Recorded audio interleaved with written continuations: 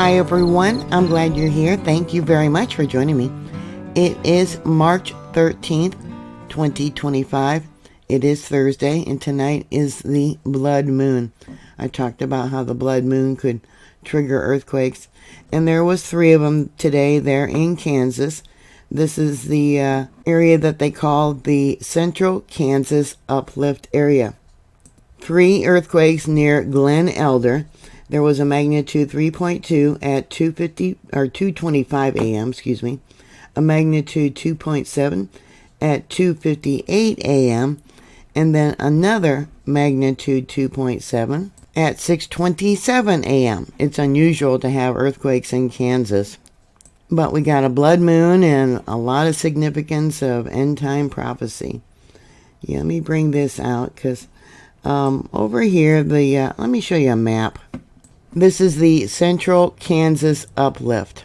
The region of today's earthquake is not widely known for significant seismic activity compared to more active faults like in California.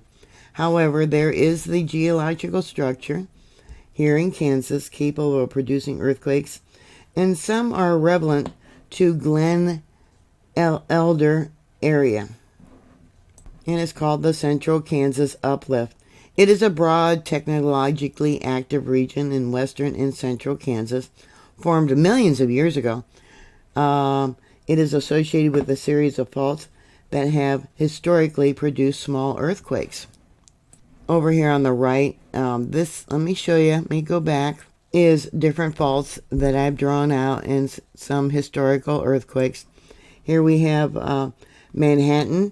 There was an earthquake there in 1867, a magnitude 5.1. But I want to talk about today's earthquakes and the cause. Some of the earthquakes are man-made, some are induced. I just put it on here. Back in 1989, there was a magnitude 4.0. Yeah, 1989. That was an induced earthquake, man-made earthquake, because of the injection of all the chemicals and wastewater into the ground. And then in 2019, there was a 4.0, or a 4.6. Excuse me. More coffee. I need more coffee. So it's not far from today's earthquakes. All of today's earthquakes were 5 kilometers or 3.1 miles in depth. There may be some undocumented faults in this area. If you look, fault lines often follow rivers and streams. We got a lake here, and you can see, let me zoom in, the stream that runs through here. And it runs all the way, follow all of them. So the earthquakes that happen today, they believe that they are associated with the Central Kansas Uplift, given the proximity and minor earthquakes that they've had in the past in this location. It could also be a crustal adjustment, because most of the earthquakes that happen there in Kansas happen to the east and the southeast. You can see how I got it all drawn out. We got the Humboldt Fault here. Or could it be the blood moon or more earthquakes in diverse places? Now, scientists say that this Central Kansas Uplift probably formed about 300 million years ago.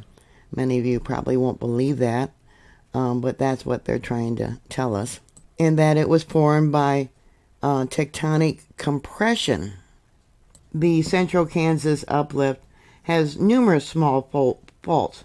Many of them are capable of reactivation, which has been going on a lot lately, especially along the east coast of the U.S. Some of the more notable earthquakes that have occurred in Kansas, like the 1867 Manhattan earthquake, which I showed you, they said it was probably a magnitude 5 to maybe a 5.5. I'll just go back to Google Earth. Here's that 1867 earthquake. They show it USGS as a 5.1, but it could have been as high as a 5.5. And then again in 1989, we'll go back to that one right there. It was about 50 to 70 miles southwest of Glen, and it was attributed to faulting but then later they said it was probably an induced earthquake. Then between 2014 and 2016, there was a spike in earthquakes, but it was not directly tied to the Central Kansas uplift. They figured those were probably induced earthquakes from the oil and gas company. Many of those earthquakes happened in Harper and Summer counties. So we'll see if Google Earth will take me to Harper County. Okay, that would be down over here. So I'll mark that so we know where that's at, and I'll bring it out so you can see these different faults. And then we'll go to Summer County. 1 second here, I gotta put in Kansas so it'll take me there. Right there, okay. I don't have the earthquakes that were happening back then, but yeah, there's Summer County. Let me bring it in. Summer County and Harper County. So between 2014 and 2016, there was a lot of earthquakes, and those were induced. Some seismologists suggest that increased fluid pressure could have reactivated faults extending into the Central Kansas uplift. Yeah, can you imagine that? There was magnitude 4.6 and a 2.0 and a 4.2 near Millen, Kansas in 2015. That will be another earthquake that I'll have to look up and actually mark it, but right there, yeah. So I would like to know if you felt any of these earthquakes. Yeah, the 3.2, they gave it an intensity level of 4, and 7 people said that they did feel it. So there's that little lake, and we got 3 responses from there. Intensity level 4, 1 response, intensity level 3, and intensity level 4, a little bit to the east, 1 response there. So intensity level 4 means it was felt indoors by many, outdoors by a few. It was night, it was early morning, 1 something a.m. They were woken up, dishes, windows, doors were rattling. Automobiles, let's say you're in your car coming back from work or other places, I think of the bar, they would have noticed their autos rocking noticeably. So put down your information. I'll give you a link to that map. You can look at the map again for the uplift area. Thank you for watching. Please like, share, and subscribe. And I will talk to you later. God bless you. Bye.